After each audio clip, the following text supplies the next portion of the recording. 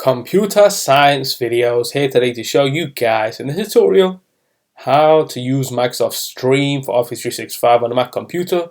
Tutorial 10, recover a video.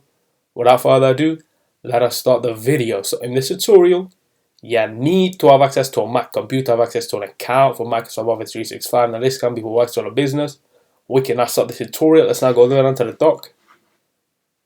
Go to Launchpad, go to the web browser, which is Google Chrome in this case. Now go to office.com and make sure you are signed into the account. Now go to the left hand side navigation menu, click on Applications, go to All Applications, scroll to Explore all the applications. Now let's go to Microsoft Stream. Now let's go to Screen Recording for CSV, click on More Options, go to Open, File Location, and let's now duplicate this screen recording itself. Copy to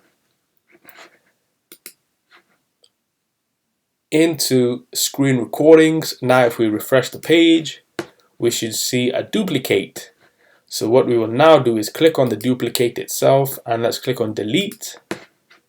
Are you sure you want to send this item to the recycle bin? That's correct. What we will do is close out of OneDrive. Let's now go back to OneDrive after opening up the file location.